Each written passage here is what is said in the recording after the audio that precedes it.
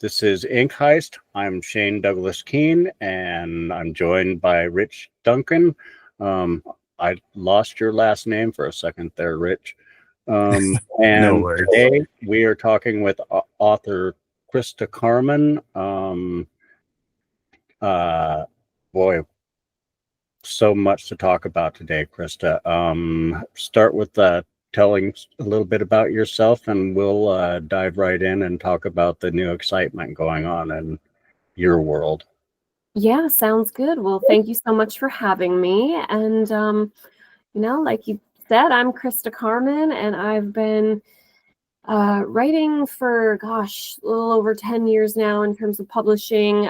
Put out a short story collection back in 2018 called Something Borrowed, Something Blood-Soaked, which is when I think you and I first became acquainted, Shane. And after that, I, started kind of doing a little bit more in the novel space, and I had my debut come out last year, The Daughters of Block Island.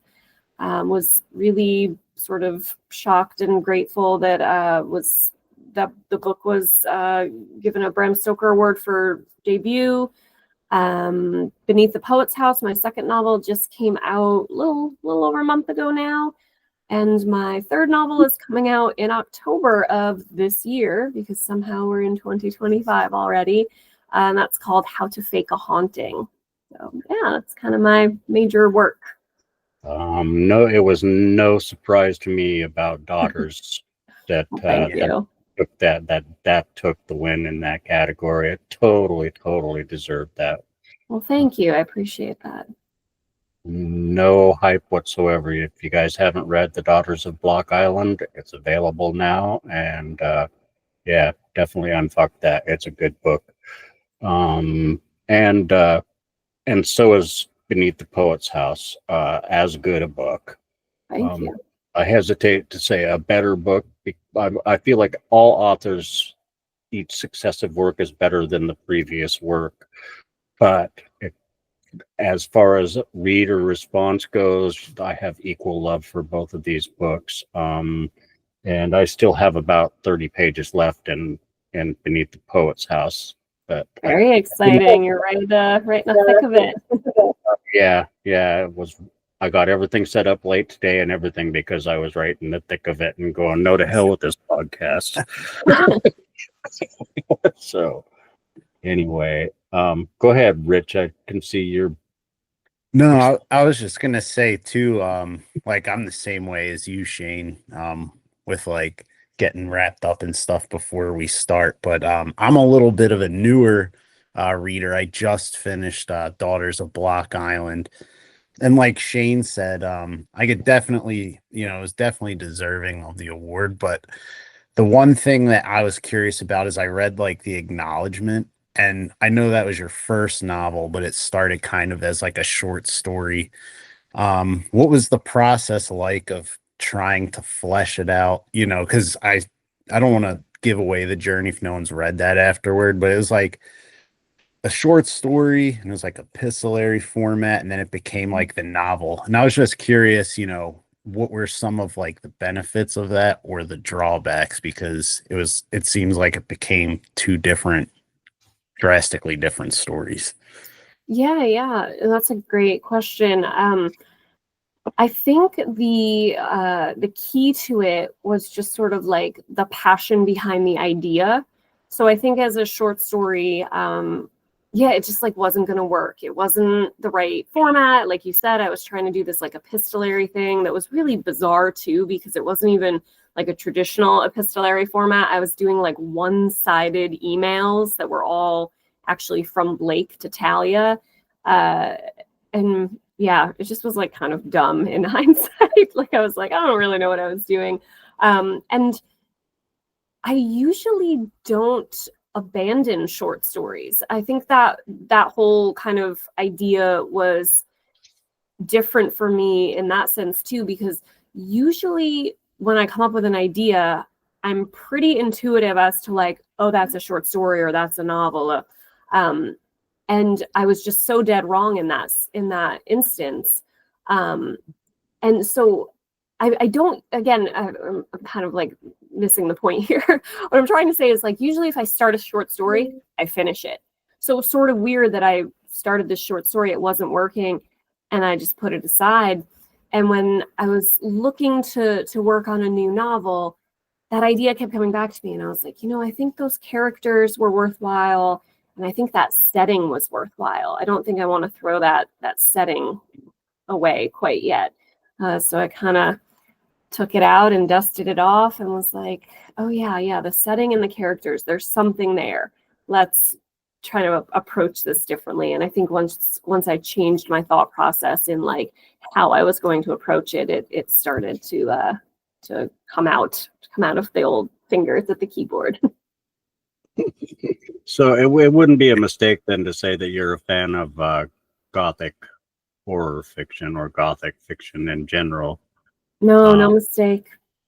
And that becomes a fascinating element of the Daughters of Block Island all by itself. I don't want to say too much about that, the rules and whatnot, but yeah, I think what we can say without like spoiling anything is I think that the Gothic to me had sort of become, and I think to a great deal of people, it seems like there's been such a Gothic resurgence, in the last couple of years.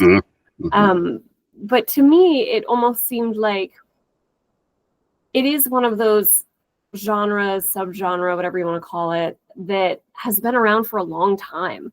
And I kind of was thinking, and you might have read a little, I think I mentioned this in the afterword of the book as well, but like, it was funny to me because we've had slasher films for a great deal shorter of an amount of time than we've had Gothic novels. And yet we kind of reached a point in the, popular culture where we were like, yeah, like slasher films, you got to do something different with them now. Like you can't just make a slasher film like they did in the 80s because they're not new anymore like they were in the 80s. And then you get cool stuff like, I don't know if either of you saw In a Violent Nature or like different. Yeah. So, you got to approach it differently and you got to do different stuff with it to make it new and to make it fresh and to give readers or viewers something exciting. So I took that idea and that setting that I mentioned on our last question, and I started to work on it. But I did still kind of meet a hurdle because when I started working on it, I was like, why is this sucking so bad? And why is like the writing process so painful? And I realized it was because it was really boring. And it was really, what I was essentially doing was like writing a classic Gothic novel, but as cool as they are and as much as I love them and people love them, like they have been done to death. And I realized that like I wanted the damsel in distress that, turns the tables on the villain in the end. And I wanted the isolated, decaying setting. And I wanted the gloomy weather and the buried secrets and the, seemingly supernatural elements that have real world explanations in the end.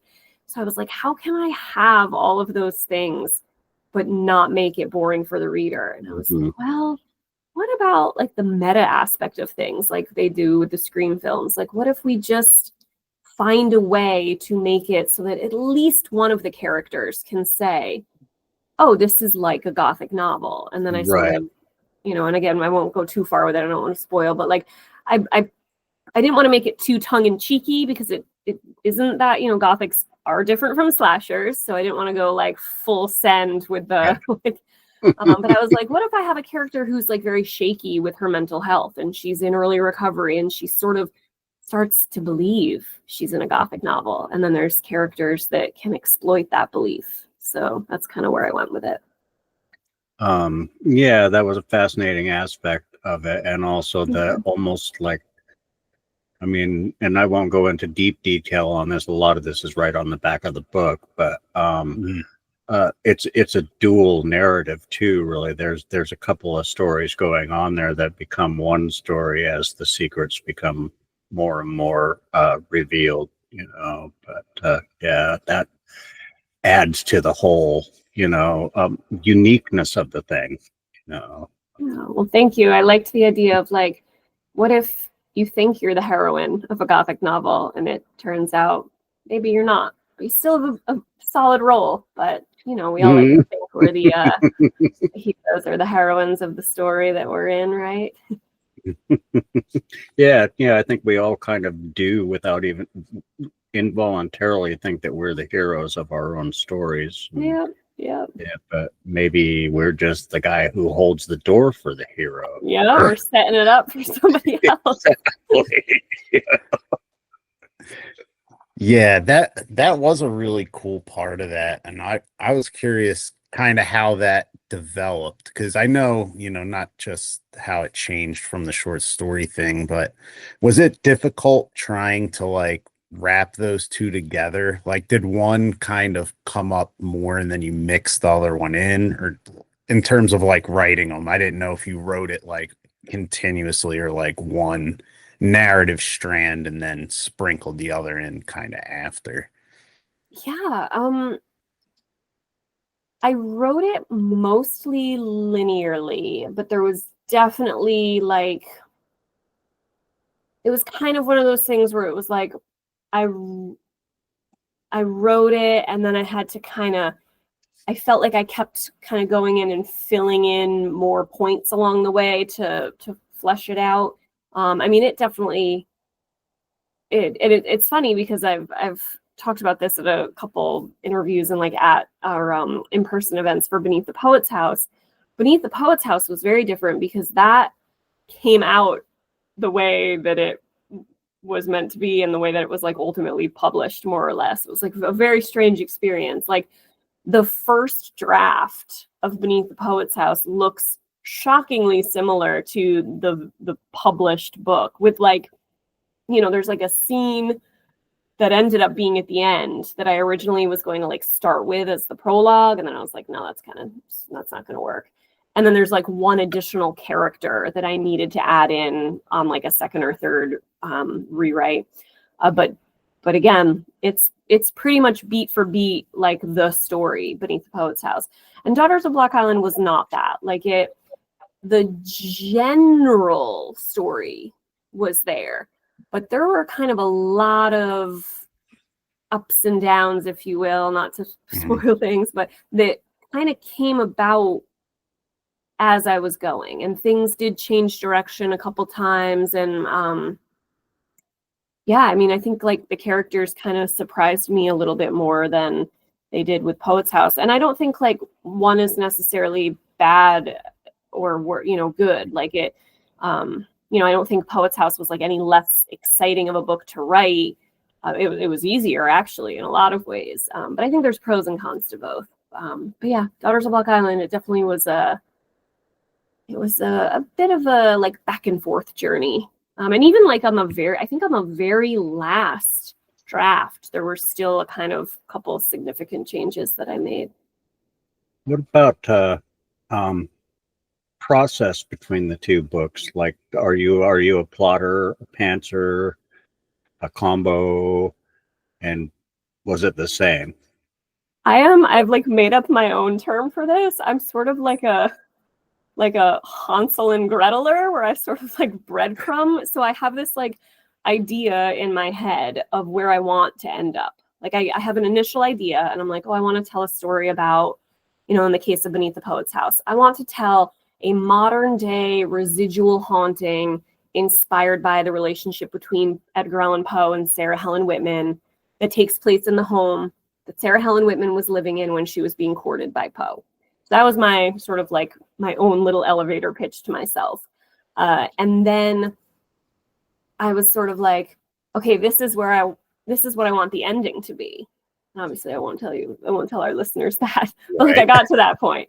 And then I don't outline to get there. I just sort of, because I don't want to be that rigid, because I want there to be a possibility for things to change along the way. But I also get very like nervous with myself. And when I start to like, when the first draft starts to take a little more shape and I'm, around like the 30,000 word point, it's almost like I get nervous that I'm going to falter a little bit. So I'm always texting myself. I used to be like much more of a like, old school author in a way where I used to just keep notebooks and I would kind of write out things to myself. But a lot has changed since I used to do that. You know, I'm busier. I have a 4-year-old child. So I'm usually just on the go, and the easiest thing to do is I have like my own little text thread to myself, and it's all just writing notes. So I say, you know, don't forget that you want Saoirse to do this so that this can happen closer to the end. And then I don't even actually really, I do sometimes where I'm actively going back and looking at those notes, but a lot of it is just like the act of doing it is enough. And then it's kind of cemented. And then sometimes at the very end, I go back and I look at the thread and I make sure I didn't sort of forget some little mini epiphany that I had along the way. So yeah, I don't know if, like I said, I don't think that's a plotter or a pantser. That's just a like, I do it the way it works, and yeah, it's cool. I actually like that description of it, because that's kind of what I am too. Although I kind of follow the breadcrumbs from more of a bird's eye view, because sometimes I'll grab one from the middle first, and then, you know, okay, go, that's interesting. That was good. Like so that. Go back to, yeah, you know, but I do the same as you, as far as as that generally I have an idea of where I want to go. It's just the road that's going to get me there, I have no clue about. And then I just I don't have any kind of attention span. So I just start grabbing pieces that interest me and writing them, and then seeing, and those breed more and breed, you know, okay, well, where did this come from? And then I can go back, and it's just a weird way to write, but it works. Yeah, but you're right. And I think it gives you flexibility to kind of do what you need to do as you're going. But I mean, as far as I was an old school writer, I used to sit in bars with yellow legal pads and write in the corner, you know, because that was what we had, you know. I mean, not the bar. I could have stayed at home, but I was really into bars back then. No, I mean, and there's a huge part of me that like misses the notebook and the pen, and I used to go and sit at coffee shops all the time, and I think like ultimately I always just sort of like to evolve, and I try not to. I used to be like super rigid, and I would be like, no, you have to do it this way because this is the way you did it yesterday. And I like the fact that I'm like more go with the flow now. So I'm like very open, you know, things will, I'm sure, change again, and I'll be, you know, doing things differently, you know, 5 years from now or whatever. But once you accept that, hey, there are tools that are better than the tools that we actually used before. We know how to use those tools. If we have to go back, we can. Yeah, definitely. But there are better, like, you know, as a poet, I do a lot of my writing literally while I'm out and about, walking and thinking and observing. And and I used to keep a notebook with me and then stop every time something went, and you know, it's like now I just pick up my phone and go take note. I do the same. Yeah, I'm sure all my neighbors think I'm crazy because of like, why is she always dictating to herself? Exactly. You know, but it's the same deal. I almost never refer back to those notes. They just, by doing that. Yeah. Yep. You're continuing the process. Yeah. Yeah, I can agree with that. And it's kind of like the writing method you said, the Hansel and Gretel, or like that's kind of the same for me. Is like, for me, it's almost kind of like an emotion type thing. Like you want to get like the feel of it first, and then I don't know about you guys, but as much as I like writing, I like the editing part, because you kind of already have the materials and you can shift it around and make it fit better, flesh it out. You guys are both like that too? Oh my God, yes. I hate writing first drafts. And I hate to say that because like I don't actually hate anything about writing. I love it. But the first draft, man, I have this like low grade anxiety until there's an entire draft that's finished. And then once that draft is there, that's when the fun begins. The editing to me is that's the good part. Yeah, I'm gonna say it's like I firmly believe that with rare exceptions, every first draft is crap. and I write it knowing that, and it hurts sometimes. It's like, Yes, oh, this is yes. Right. And isn't it crazy that even if you know, like even if you've written dozens of novels and hundreds of short stories, it's like, and I just experienced this really, really hardcore with the novel that I just finished that will be out in October, where that was a particularly brutal first draft. Like it was just, it almost broke me. And even as I was going, I was trying to tell myself, like, you will fix, like, you just need to get that first draft done. You will fix it so that it doesn't suck in the editing process. But it was like I couldn't convince myself of that. It was like my brain was just telling me, like, no, no, no, you are only as good as this first draft, and this first draft is fucking terrible. And it just was this bizarre, like, loop I got stuck in, and it was just not any fun. Yeah, I do that too, and I have to remind myself, no, I'm just getting my idea down here. I'm not writing my story or my poem yet. Right, like nobody's gonna see this version. Yeah, because for me, the craft, like we've been talking about, the craft happens when you get down to the actual craft of it, not the inspiration of it. You know? Yeah, and when you try to shoehorn some of the craft stuff into that first draft, it can like really, it just creates extra hurdles. It's like, no, I should not be, trying to make these nuanced, multi-leveled, multi-layered characters right now. Just get like the bare bones of that character and get the plot figured out. And yeah, there was some like 2 a.m. nights where I was sitting right here and I was just like, what are you doing? Why are you? You suck. Go to bed. It's terrible. Throw it in the garbage. Exactly. I've been there. Like, no, I guess I'm just a gardener. Yeah. It kind of makes me think of like, at least for writers, because it makes me think, have you guys all seen that meme where I forget all the different like blocks of it, but it's like the drawing of the horse and it like gets progressively worse. Yeah. I feel like for writers, it's like in reverse where it starts off like the face part and then gets better as you go. That's hilarious. Oh, that's good. Good stuff. Yeah, it kind of does start out as kind of finger painting and then, progresses to picking up the real oil paints and the brushes and putting on the fine details and, clarifying. That's how I always think about it. Like when I write a poem is that like as a, semi lame visual artist, when I paint something, I always lay down blocks of color that are really kind of meaningless and then start adding the details and the shapes and whatnot, and clarifying things. And I think of writing kind of the same way. You're laying out the inspiration for the whole project when you do that, and maybe that's just a thing where people who aren't outliners are more prone to using that first draft as what it is, which is the outline. Real work, I think. Yeah, that's a great point. Yeah.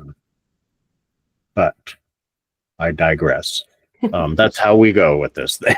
No, it's great. I love it. So how about give us elevator pitch on The Poet's House, and we'll talk a little more about that. Yes, so it is a modern day tale about a young woman named Saoirse who, after the death of her husband, moves back to Providence where she had gone to college and met her husband. And she moves into the house that was once the home of Sarah Helen Whitman. So she moves there for a fresh start. She meets some new friends. She meets a new man. And the more she learns about the home that she's living in, and the more she progresses in these new relationships, the more she realizes that her life is having some kind of strange parallels to Sarah Helen Whitman, and her relationship having some strange parallels to the relationship between Whitman and Poe. And then it sort of devolves into a bit of a Poe story itself. Devolves, if you could call it, or evolves. Yeah, one way or the other. I mean, as a poet, that's the guy I cut my teeth on, was Edgar Allan Poe. He was the first one that that made me even want to read poetry. Yep. And which led to great things. I've actually read, some of the greatest poets of all time. I would have never read if Poe hadn't led me there. And that's a gift that horror gave me too. Which is something I'm ongoing doing that. Okay, I'm grateful to horror for doing this for me, and that for me, because the horror community can be really lame sometimes. Otherwise, but yeah, the Poe connection immediately, when I saw the title to it, and knowing the area of the world where you like to write and everything, I saw Beneath the Poet's House, and it's like, okay, this is going to have something to do with Poe. That was before I ever read a description of that. Amazing. Book. I love that it sort of primed you in that way. Yeah. So anyway, all I'm doing is gushing basically now about how much I love that aspect of the book, just thank you. But it's a fascinating book though, because it's like when you first start going into it, and she has that first encounter with her new friends, Lucretia, and is it Mia and Roberto? Yes. Roberto. Oh yeah. Honestly, it's so fucking weird that it's like you hit that stage and go, whoa, and your skin just starts kind of bunching up on the back of your neck, because what a way to move into your brand new house. I know, right? I mean, that would be very unnerving, but it's sort of like it was unnerving, but also like not, because they're who they are. So it was and they were just kind of, again, like, so those characters didn't change at all. They just kind of came to me. I didn't have to like do any work on them. They just sort of arrived fully formed, which was a cool place to find myself in. Oh, I can't imagine, because then it's kind of like the sky's the limit with character development and story plot development, because you can tell that you're intimate with these characters right from the get-go, and it becomes real if you know anything about writers and artists and creative types. Otherwise, you could be sitting there going, now, why would she be reacting this way to this situation? And it's like, I thought that at first, and then I thought, oh my God, if I met 3 people like this, wherever I met them, I might want to sit and engage with them a little bit longer. There's something to be said for really interesting characters, not book characters, but like people out in the world characters. Like we all know or have friends or family members or people that we meet that just sort of like just grab your attention and don't let it go, or maybe attention isn't even the right word. They just sort of like immediately just appeal to your greater imagination, where you're just like, this is a relationship that I want to pursue. It's not like a normal, I guess I should say normal. It's not like your run-of-the-mill encounter. So I want more. Right. Yeah, it's enough to make you, not that this is the case with these people, but it's enough to make you willing to live a little bit dangerously, just to see where the next rapid takes you to, Yeah, absolutely. Yeah, and kind of when you say about like those weird things like that, like you said, Shane, because that's one of the things some people be like Shane said, like the believability, but like I think we all, and again, I haven't read it yet, but I definitely plan on it. Is we all have at least had like one like crazy story, like you said, those chance encounters. So like it is kind of believable, because you always, like, it might not be as in depth as the book, but you'll have like these interactions in public, and those are the characters that always stick out to you in real life. So it would make sense, like Shane said, you might want to hang out with them a little bit longer. Right. Like it has to like fall in the realm of believability, but it's got to be exciting. It can't just be, like it wouldn't have been any fun if she was greeted at her new house by like the landlord to give her the keys. Like chapter 1 ends, and you're like, all right, I guess I'll go on to chapter 2. But like, and this isn't really a spoiler. It's chapter 1. Y'all, anybody listening that hasn't read it yet, I promise it'll be okay if I tell you this. But like, if you move into your new house and there's a seance going on in your basement, like you're gonna ask some questions and want some more info. Right. It's like, that to me seemed like a fun way to introduce everything: the house, the people, the way Saoirse reacts to things. It just seems like a nice dynamic way. It's a wonderful way to do it too, because you go into it. I'm glad you revealed that, because I keep biting my tongue to keep things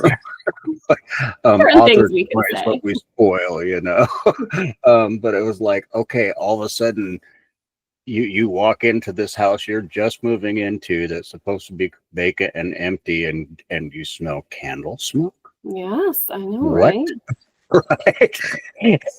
And then the whole basement scene just okay, this is weird, but it just immediately starts creeping you out.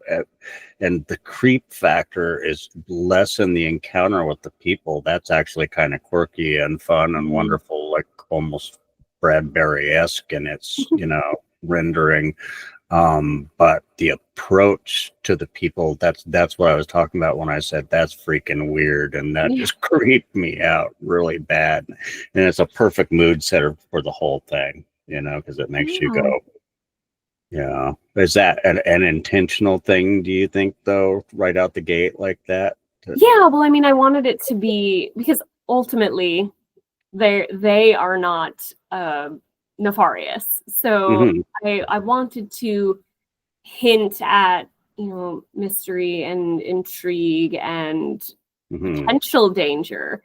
But I wanted it to kind of be a balance. Like, it would have been quite a bit different to open it where like she walks in and is met with the smell of carrion, and they're doing the same thing that they're doing, but like with an animal sacrifice in the basement. Like that would probably have taken it too far, and it would have been a bit of like a bait and switch to the reader. So I felt like, I mean, I'm glad you brought up the candle, because I did play. I just felt like, exactly like you said, moving into a new house, the smell of a candle being lit, like that maybe they lit it once and it didn't catch right away, and you got like the match scent on the air, and then that when the wax first takes off, it's like really heaty, and it's not a smell that you are supposed to smell in a new house that's supposed to be taken.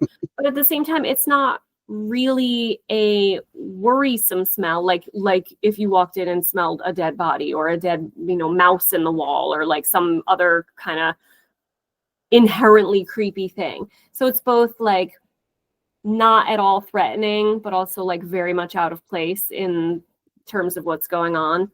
So I just wanted to kind of indicate in the very first line, because it is the very first line of chapter 1. It's like the smell of beeswax and bergamot.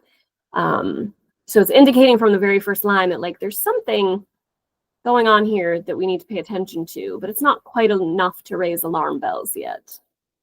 And you do that a lot with your work, focus on the senses. Try to tell the story, and that's a sign of a true master, and I think why you're seeing the successes you're seeing. Oh gosh, thank you. That, I mean, because it's like the smell. Yeah, go ahead. Sorry. No, I was just gonna say, I mean, like I definitely try to do that, and sometimes I feel like I don't do it as well, and then I read something afterward and I'm like, oh, I could have brought it, but I do pay attention to it. So if you've picked that up in any of my work, I appreciate you saying so. Yeah, because you have this tendency to build these, it's like, well, like I say, sensory pictures where it's like, first the smell of candle wax. There's nobody over the age of 14 who in most of the world who doesn't know exactly. As Yeah. soon as you say that, go, oh yeah, you know, you can literally sense memory, smell that smell when you say that, when you use that, you know, and then the sounds and the sights, and later the tastes and the choices of tea based on things, you know, and whatnot. And it's like that's a really, really useful method to show somebody something instead of telling them, you know. Mm. And also, I mean, if you do it well, you grab those senses and those experiences and those tastes and sounds and whatnot that a vast majority of people will be familiar with enough to immediately have some sort of a primitive response to, you know. Yeah, yeah. And the other thing I try to do is like, I try to, I said earlier, intuition in terms of like, if I get an idea and I know if it's a short story or a novel, I do try to rely on intuition with things like that too, because like I'm so like a weird little aside here that I promise will tie back in. I'm the person that like loves going to places like museums, but I also don't have the attention span. Like I don't want to go to a museum for 4 hours. I want to go to a museum for 1 hour. And I like don't have a crazy long attention span. Like I don't know if you know Rhode Island well, but we have the Newport mansions here, these like big old historic mansions. And obviously you can probably tell from my work, like I love historic architecture and like the Gothic and old things. So I love to go to the mansions. But I would rather go with my 4-year-old daughter than with like another like intellectual like adult person that's like interested in sped, because my daughter and I have like the same attention span as a 4-year-old, where I want to see everything and I want to take in the beauty and like the intricacy and the elaborate, wood carvings. But I also get bored fast. So I'm like, oh my God, that's beautiful. Like literally me in a museum is like, oh my God, look at that gold mirror. It's so intricate. It's so, oh my God, I love it. Picture. Okay, moving on. Like I try to intuitively write like that. So I try to include sensory details, but I never will do it to the point where like I'm never like, oh, I'm actually a little bored writing this, but I really think it needs to be in there for the story, for the reader to get the picture here. I'm sort of like, no, if I'm bored, the reader will be bored too, and I'm going to not include that. So I think and again, we also have to remember that like I do write Gothic leaning novels. So, I mean, some thriller writers or horror writers are not interested in going to the Newport. If we're going to keep this metaphor going, some of those writers are not interested in going to the mansions at all. They don't even want to see the stuff. So that, to bring that analogy into what their books would look like, it's like some people don't do any describing of, the crown moldings on the ceiling. So I do sometimes see reviews of my stuff that's like, oh, it's like very descriptive. And I'm like, it's kind of like the description that you're going to get for any Gothic novel. Oh yeah, man. Think about, I mean, just the prime example that comes up is Frankenstein. But, Oh yeah. Okay, it's Gothic as fuck, but yeah, man, you want a lesson in over description, not necessarily over, but it could be. There are paragraphs, there are pages. Yeah. It's like, I don't know, you might have been able to trim this down some, but it was a different time and it was a different style of writing, and I'm not dissing that work. I have read that work several times in my lifetime for one reason or another, but yeah, your method is better. Yeah, if I'm bored, now I'm probably bored. I'm gonna cut it. But yeah, some people are gonna, if you're someone who normally is reading, Lee Child or some thriller author like that, Reacher is not your gateway drug to Daughters of Block Island. You're not getting the description of you're getting like Jack Reacher saw a building he went Right. into the building. And I'm Right. like, the building. And then he had- punched a bunch of people and went back out again. Which, like, don't get me wrong, I love me some Jack Yep. Reacher. So yeah. Me too. But like you said, it's a you I mean, I think you can get too crazy with like genre and subgenre being a box that we don't necessarily want to keep people in. Like I love when people mash things up or don't necessarily write to the, you know, trappings of their genre. But you also, you know, can't be writing like, I don't know, what am I like? I mean, well, just like you said, you can't have built an entire readership on a series like Lee Child and then decide to shove in a, you know, 3-page description about like 13th century paintings on the wall, or, you know, well, I think now I'm thinking about like the Da Vinci Code, and I mean that book was hugely successful, and that had like kind of a nice mix of, but I don't know, you know, to each their own, author wise and reader wise. Yeah, and I think I hate this word pretty badly most of the time, but I think there's literary versions, quote, literary versions of pretty much any genre that you can write in, where it's kind of like you kind of have the highbrow and the lowbrow sort of. Yeah, like levels of, you know, Yeah. descriptive versus, you know, more sparse, and levels of everything, every genre, every subgenre. There's. But we have levels of interest and we have levels of mood and, you know, times in our life when we feel different than other times and when we want different things, you know, and I can get into a Lee Child book just as easily as I can get into a Stephen King book. It just depends on what day and what time, you know, what mood I'm in and what color the sky is, you know. Right. I mean, you know. So kind of playing on that, Shane. That's like when I was reading Daughters of Block Island, and Christa, you said you put like a lot of description in there, but I'll admit I'm not as familiar with the Gothics. Like I've enjoyed them, like Mexican Gothic and your book. So like more of the modern types, but what drew me in is, even though it was that same kind of style with a lot of description, the Mulberry Maiden, like some of those early descriptions, like that was kind of the hook for me, because that was, I kind of took that as horror based, but with some of those like descriptive qualities. And the early descriptions of the Mulberry Maiden, those were pretty damn scary. And I feel like they became that way because of those descriptions versus, like you said, sometimes maybe with more traditional horror, it's not kind of that way. Yeah. No, I'm glad to hear that. I think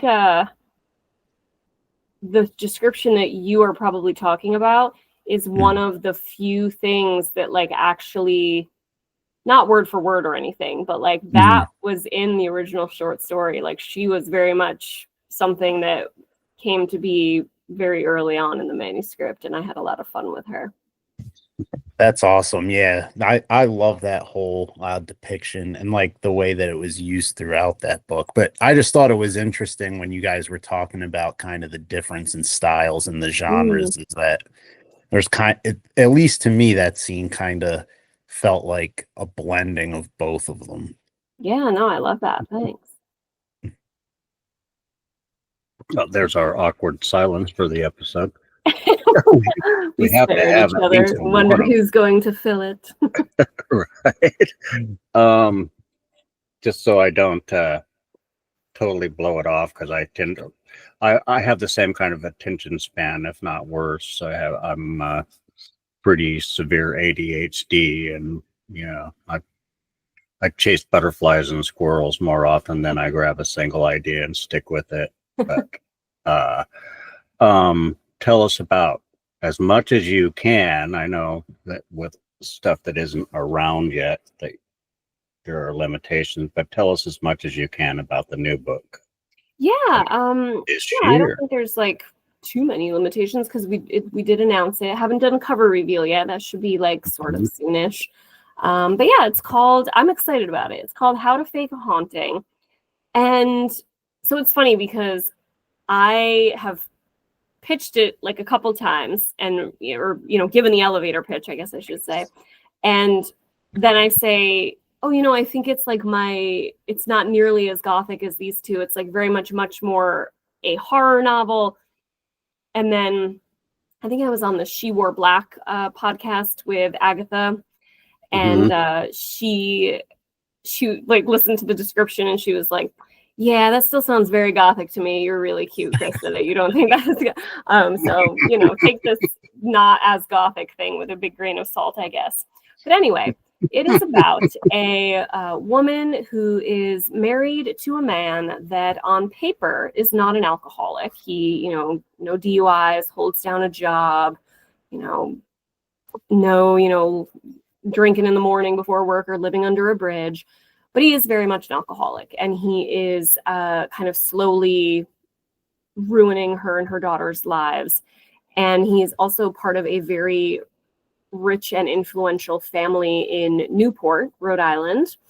And so she wants to divorce him without having to lose 50% custody of her daughter, or worse, because she's afraid this influential family is going to fight her on this.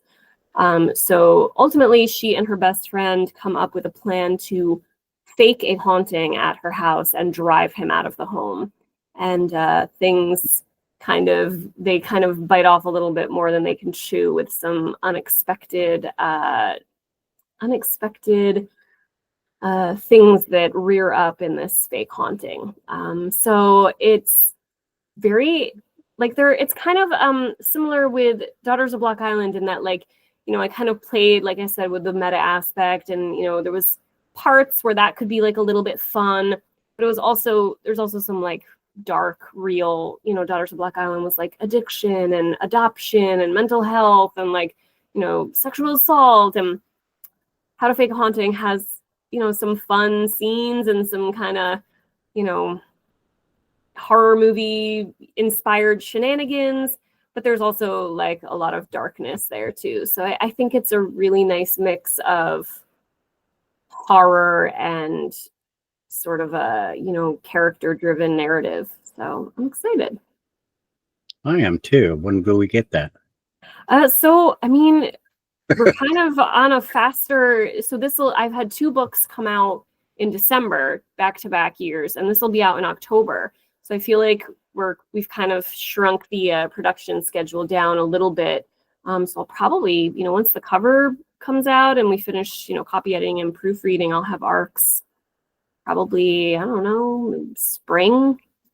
But yeah, I'll be happy to send you one or send you both one and see what you think. Absolutely. And then bring you back here to talk about it some more. That'd be great. Yeah, that elevator pitch was fantastic. Well, thank you, because I think I need to to shorten it much more. It's only like the 4th or 5th time I've talked about it ever, and when you're in that early stage and you're still kind of like you don't have it out. Yeah. We all have a stage of writing that kind of scares us worse than others, like you were talking about earlier about anxiety and in the first draft and whatnot. For me, it's pitches. They're not fun. Any length. It's like I've never submitted to a call that says, pitch your idea to us. It's like, well, the idea fucking sucks. It's the story that I want you to buy. I know, it's so hard to put it in 1 or 2 sentences.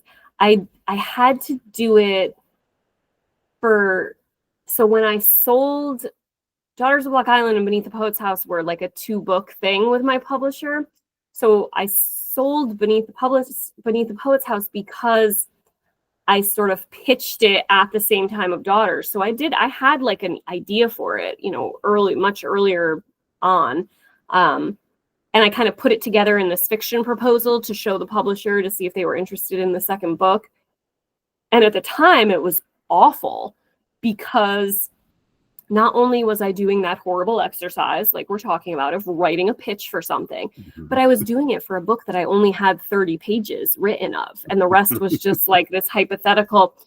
But if we hearken back to what I said earlier on this show, that Beneath the Poet's House was this weird unicorn book for me, where it ended up being essentially the same as the idea in like the first draft. Mhm. So it's probably like the only time in my life I'll ever have written the pitch early on and then I didn't have to change it. So it's like I finished the whole book, and then people started asking me like, oh, what's the short pitch for it? And I was like, let me at least, like, I'm sure it's not the same. I'm sure I'm gonna have to like change it up in a million ways. But I know I did one of these when I sold the book. So let me go look at what it was. And the pitch is like spot on. And I was like, oh, this is amazing. This is like, it's like I went back to the future and did myself a solid. So, but that's the only time, like now in this instance with How to Fake a Haunting, the whole book is finished and I still don't have a goddamn pitch. So it's like the opposite. I can feel that. Yeah, it's like the worst. I Yeah. guess The anxiety is real. Yep. So far, I've avoided them like the plague. Pitch your idea. No, I'm going to submit this complete piece I have to somebody else. Yeah, well, and plus, like like as a poet, it's sort of the antithesis of like what, like you would never write a pitch for a poem because that would Mhm. you Yeah. have to just read it. So to kind of train your brain to do it for your fiction, your prose. It would have to be pretty much like a narrative poem, as long as the Odyssey, for me to really feel a need to pitch it to right. anybody. And I mean, I guess you could do it for like a poetry collection if like the themes were really strongly tied together, but still, it's not fun. I wouldn't want to read a pitch about a poetry collection. I would just want to like dive in. Oh, and like if someone asks me even, and people think it's weird that I find it off-putting, but if even someone just says, what's this poem about? I don't get it. It's like, you don't get it. Yeah, I don't then know I got what to nothing for say, you. right? What does it do for you? Because that's what a poem is. It's just like a song, man. There are lots of songs that make no sense but mean the world to me. Yeah, hell yeah. That's such a good point.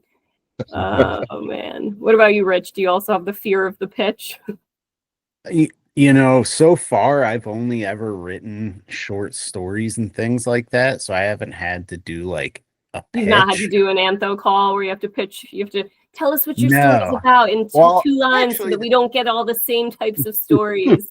Actually, that's not true. I don't know if I'll be able to find it now that I think about it. A while back, the Little Ghost Bookstore in Canada, they teamed up with Lore. I'm gonna mess up the last name, my apologies, but Lore Gialson. Okay. And they all pitched it was called Little Guts, and it was like basically try and pitch your like grossest kind of like squishy-ish story. And I forget exactly what mine was. I didn't feel any trepidation about it, but it did, like now looking back, like to me, like Shane said, where it's like, yeah, the idea sucks. It's whatever it's gonna be after. Like, I think I did like two kind of like comp things, and then like, oh, it's about, you know, a witch and like whatever else. And there was like some gross stuff mixed in, but I don't Always think like good. Always good when gross stuff is mixed in. I don't think it was like effective as a pitch because it was just like all over the place and a jumble of ideas. Man.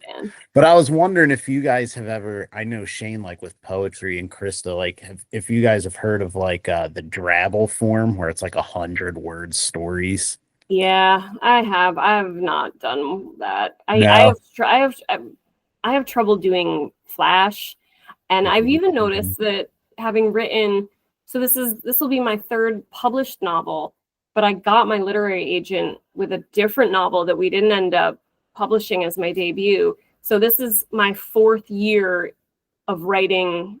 4 years in a row I've written a novel, and with every year that passes, I find that I still feel like competent in the short form sphere, but I have noticed like a trend that like I used to write a lot of short stories in the like 35 to 4,500 word range.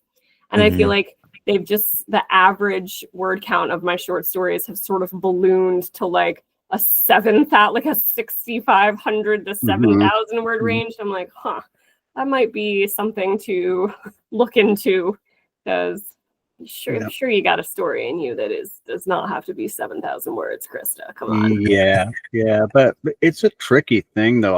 I've published 2 pieces of fiction, and they were both what I think of as flash fiction. One of them defined as flash fiction, the other one not defined as flash fiction, but it was only 2,000 words, so it is to me, you know. But sold both of those. Nice. So there you That's go. the only fiction I've ever written, but it was so hard.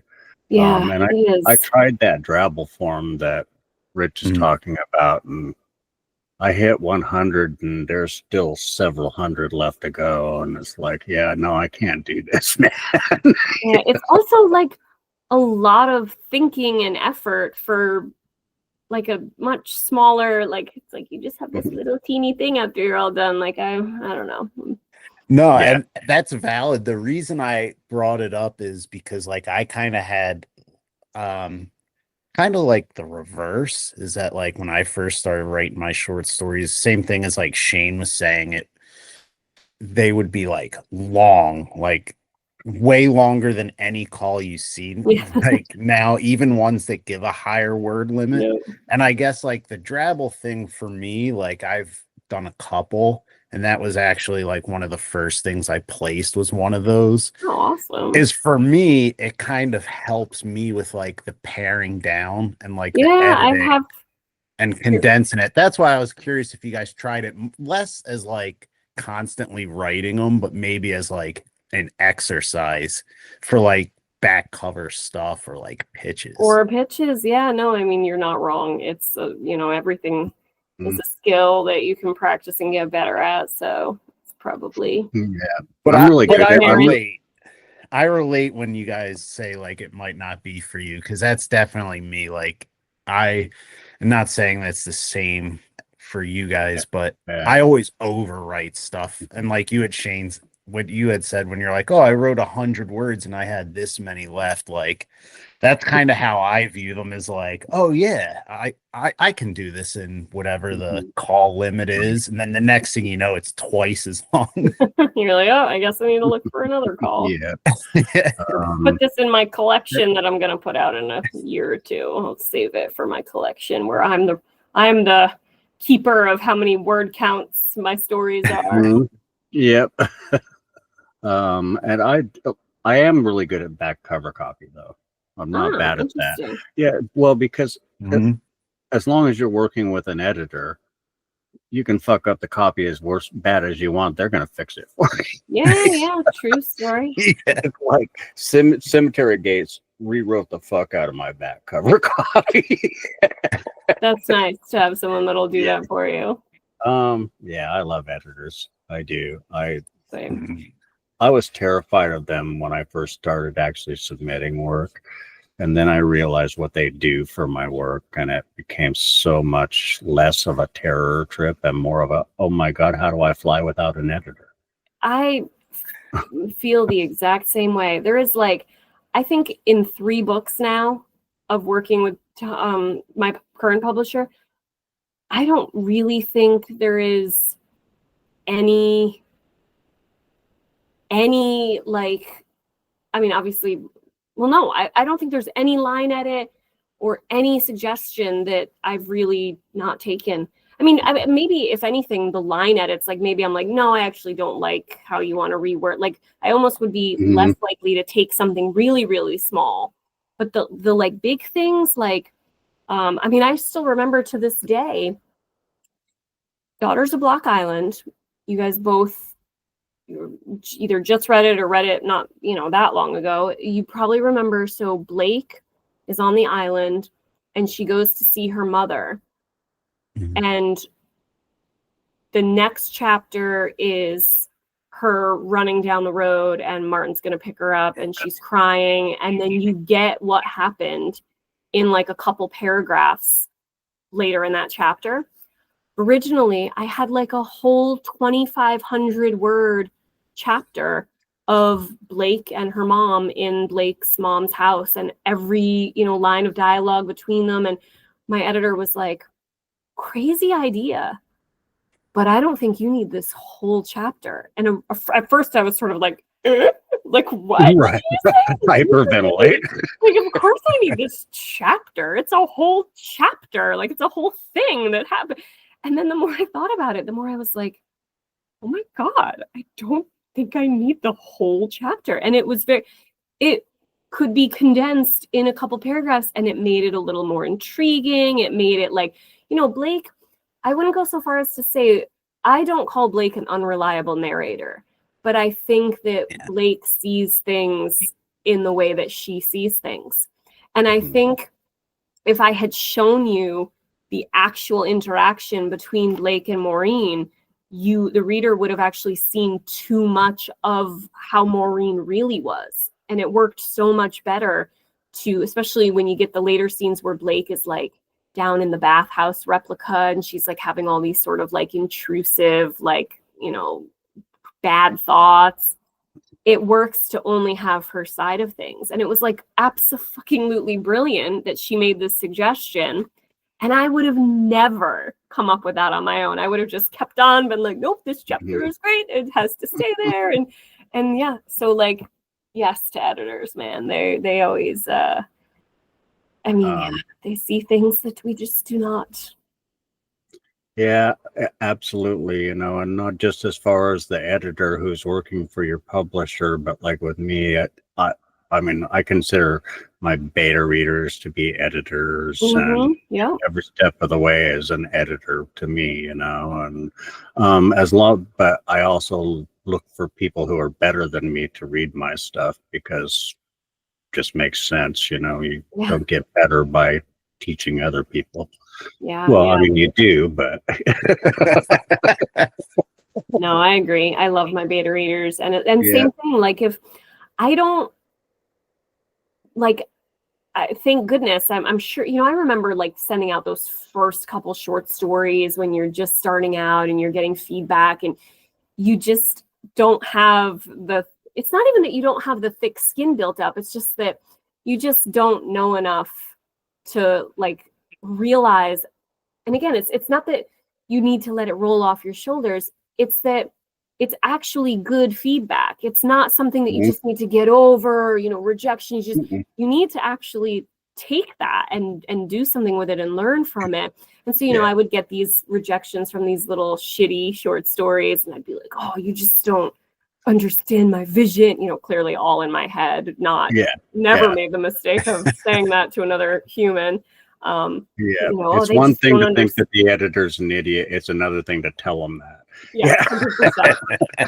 100%. But now I don't get the slightest bit mad, annoyed, butthurt, like whatever. My beta readers can say like, this doesn't make sense to me. And I'm just like, oh, well, shit, tell me more about why that doesn't make sense to you. Because that's not like a personal judgment. That's like you wrote something and it doesn't make sense. So why would I want to be like, no, you just don't understand it and then publish it. And then there's, a couple hundred readers out there that are like, this doesn't make any sense. I just take it as like, if one person thinks that, there's probably others that would think the same. Yeah, like why let something roll off of you or brush off of you that you should actually let sink in? Yeah. And you will get, if you accept that, and it's not like you say, it's not even a thick skin, it's just real, it's just I think experience and realization that of what a benefit it is to you, Yes, definitely. Yeah, because that's like go ahead, Shane. No, I was just gonna say I have seen people go the other route and just go totally off on it. You don't understand my vision and stay that way forever. But they don't get better at that. Yeah, and you get to a stage where like with me, I'm so addicted to editors now. I had one accept a piece sight unseen without any suggestions or anything. Yeah, that's great. And I spent the whole time up until the book came out wondering if all the other stories and poems were shit too. You know, it's like, okay, this editor doesn't seem to be worth his salt, but it was a great book. So yeah, no, he knew what he was doing. I just was, you know how it goes. It's like, wait, you don't have anything to say about it? Right. You're like, what's going on here? So anyway, go ahead, Rich. Sorry. No, that's all right. I was just gonna say, it's as someone who is on like the beginnings of their own, writing journey, is like that is the scariest part. But like you said, it's valuable because sometimes the submissions are so much, they'll just say, it's being rejected or whatever. But if you do get that, or you have a beta reader, it's important because, like, at least for me, and some other people have said it too, like, as the writer, that image is so clear in your mind, but you're trying to make it that clear for someone else. So that's why those comments or beta readers are so beneficial, because then you'll know, like, okay, this vision that I see in my head, what part of that's missing, Yep. for someone Spot else. on. Absolutely. Yeah, and I think that the thing is that you learn to, through beta readers especially, you learn to trust your readers' intelligence without giving them every single little detail they need to see, a vision that they can just build for themselves, and that comes through that skill we talked about earlier, being able to show and not tell. Mhm. And you think when you see the description and whatnot, and the different techniques you use to show and not tell, that it would make a story longer and more cumbersome, but it actually does the opposite. Yeah, it's true.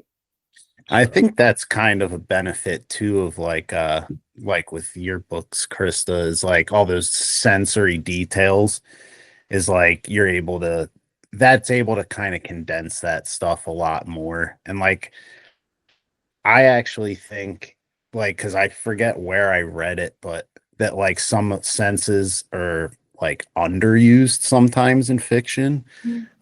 Whereas like yours kind of keyed in on a lot of different ones, like smells and tastes and things like that. And it wasn't until I had read that I started to notice kind of it in other books. And yeah, sometimes it makes sense, but I was like, you know what, you're right. Like a lot of books, it's mostly all about like sights and sounds. Yeah. We get all of these thoughts that make us better writers. We get from reading other people's work and different types of work. And then, yeah, like we were just talking about the beta readers, they can help point out all those things too. Rich and I came up with this scam a couple of years ago now, where we invite real authors onto our show and con them into giving us free educations. Yeah. Which is why you're here. Yeah.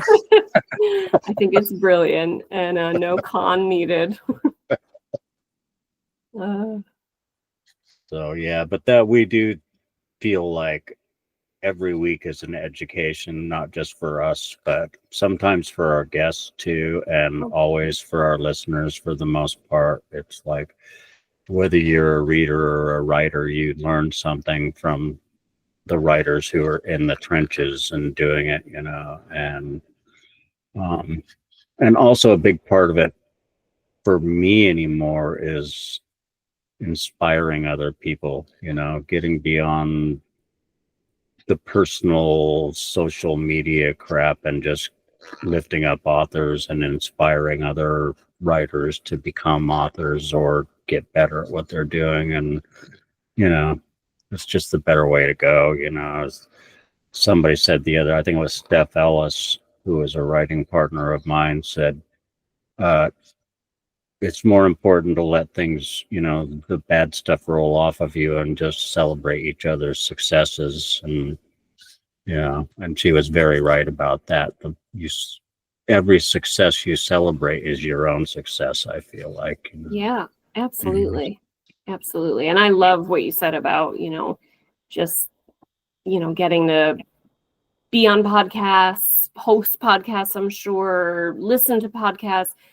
I mean, it's a little bit like, when you go to cons and you go to panels. I mean, I think that doing those types of things within the community, I mean, even if I'm not saying anything negative about social media, but personally, I think that those are the things that sort of like tie together the experience of social media. Like if it was just this sort of like flat line of nothing but online interaction, I would start to kind of lose that feeling of connection to my fellow authors and readers and writers. And it's just great that you guys do this. So I'm very grateful. Yeah, thanks, I appreciate that. I tend to embrace social media more as a self-serving platform to try to promote my own work, and also as a platform to just try to lift each other up, lift other people up. And I have taken a stance over the last couple of years, since about 2020, really, where I completely avoid any kind of online conflicts that are going on, or he said, she said, and what side do you take? And it's like, well, I take the side of just encouraging people to be creative and kind to each other. How about that? Well, you are preaching to the choir, because I do the same thing. I just don't, it's just not something I don't act like that in real life. So I just don't get why I would act like that in a social media setting. Yep. And it doesn't, I mean, it makes your own life so much less anxious and stressful. Oh God, yeah. Oh God, yeah. Yep. Much nicer to just utilize it as a tool for, exactly like you said, connecting, raising each other up, promoting your own work, because of course the platform we have. Like bridging the gap between in face-to-face interactions too. Yeah, and I'm grateful, exceptionally grateful to social media, especially for the fact that all the writers that I consider personal friends, and all the publishers and other professionals that I learn from on a daily basis and interact with, and who I've managed to con into thinking that I'm the real deal. Which you are. That wouldn't be possible without social media, just in the old, because I've been a member of the horror community since I was about probably 17, in some form, and I'm 60 now. But up until the age of social media, when I say community, it means I knew about 30 people personally, Yeah. So it was a much smaller community. Yeah, that's definitely a pro. You get a much, and it's also the more connection. It's also the con. There you go. Many people. There you go. Back to that. We were talking earlier about when we were talking about the Drabbles and stuff, and you made an offhand joking reference to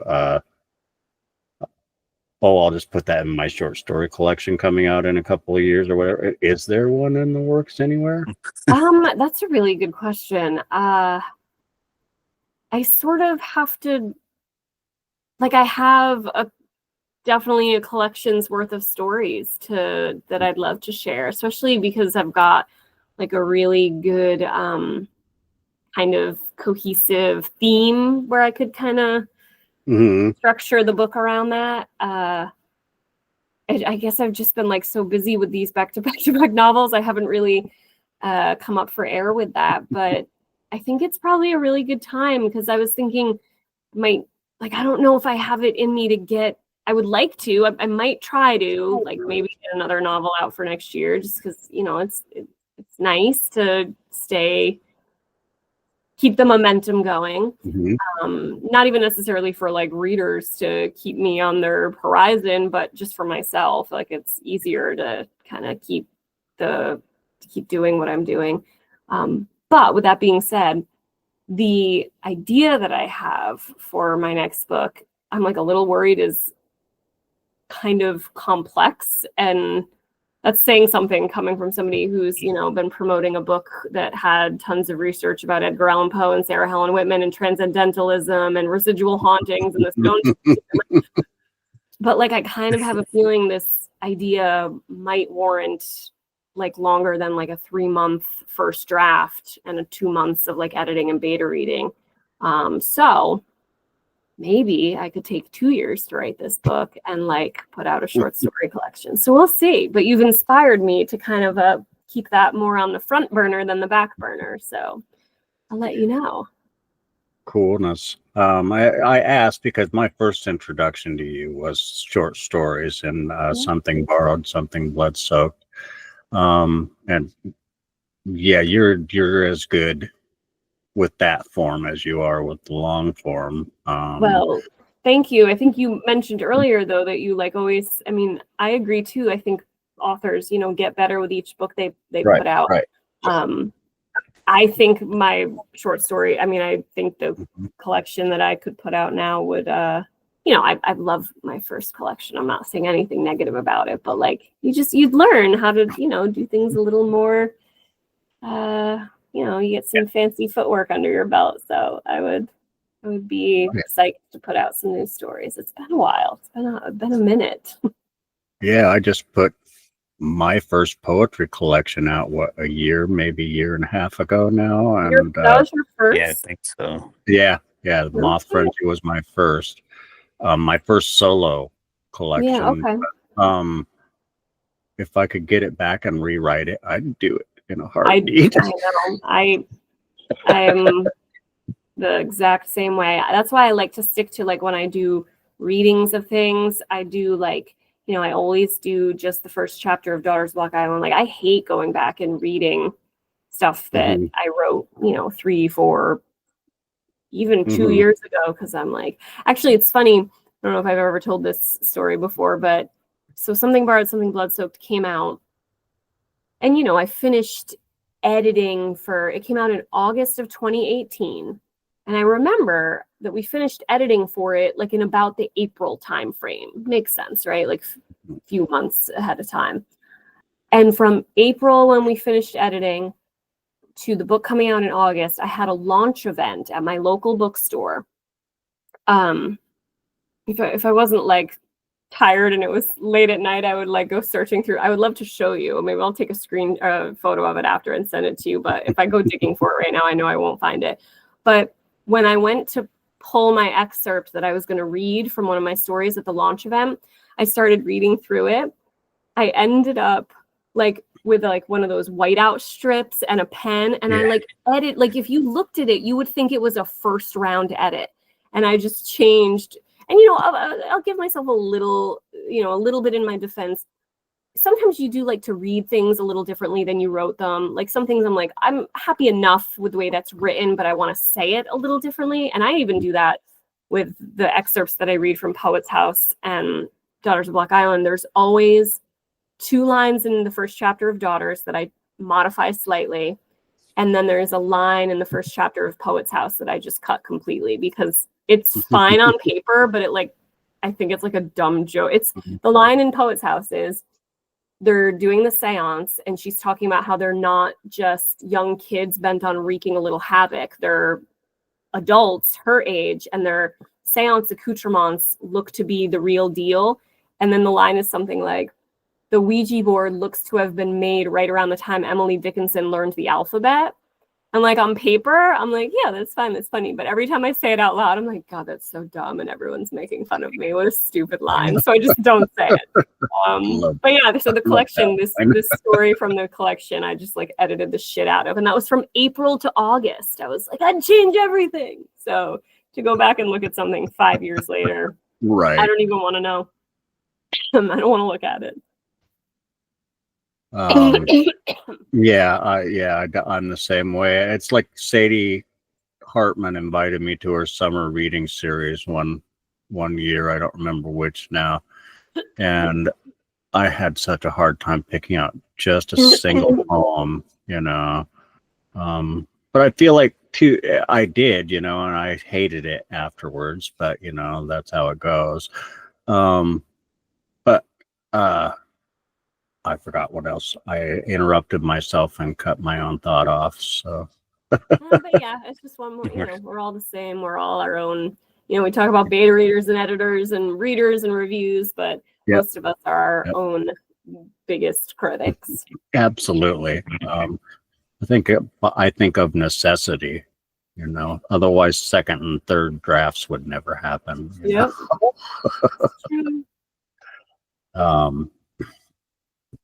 But I just can't get it back. I keep this that felt important to me too. We'll remember when we're off air. Yeah, exactly. Which is just in a few minutes here because it's getting late in you guys' neck of the woods, and you're both parents, and Rich wants to stay up late and watch horror movies. I might do the same, man. That sounds fun. I'll regret it in the morning when my 4-year-old is up at 6. Right. Geez, it's funny, every day of her life. It's funny Shane says that. I think what he means to say is I'm going to try, because I always start one and then I do that thing where you hit the 10-second rewind, maybe 4 or 5 times, and then I finally am like, you know what, it's not happening tonight. Yeah. I used to be the person that never fell asleep watching a movie, and now I'm sort of oh boy, what happened over the last 5 minutes? I think it's time to call it. Yeah. Oh, it used to be my favorite thing in the world was just to lay in bed and watch a movie, before I go to sleep and whatnot. And now it's lay in bed and watch 5 minutes of a movie to go to sleep. Yeah. That's what gets me, is that I'm usually laying in bed watching them. Yep. Yeah. That'll do it. We all have busy lives now. So, that's good. It's good to be busy. Yep, it is. I prefer to be. And it's important to us and to all the rest of your readers, present and future, for you to stay as busy as you possibly can, because we need all of the Christa Carmen books.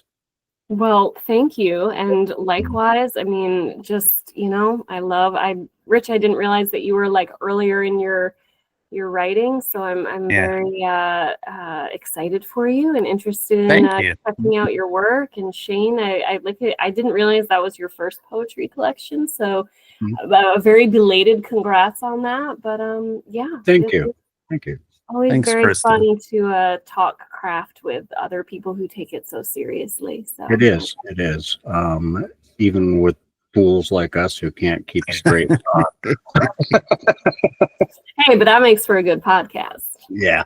It does. It's like I say, it's like a friend sitting around a table in a lounge somewhere, just chatting and talking up the business that we're all crazy enough to love being a part of. Yeah, we are. Sure. But on that note, I'm going to go and cut my wife a piece of birthday cake because it's her birthday today. Happy birthday. So, and wish both of you a good night. Christa, thank you so much for being here. You are always welcome. It's been wonderful meeting you in person-ish, and and I hope to do so again very, very soon. Maybe even in real life one of these days. Yes, that would be the true, really lovely, wonderful thing. And thank you again for having me. This was so much fun, and I would, in the future, love to come back if you'll have me. And just thank you again. Anytime. Rich. All right. What? Are you? You're all done? Yeah, I'm all good. Just like you guys said, it was great hanging out with you. Okay. Thanks a lot, Christa. We'll say good night now. Sounds good. Thank you both. Have a great night, and happy birthday to your wife. Thanks. Bye-bye. Bye.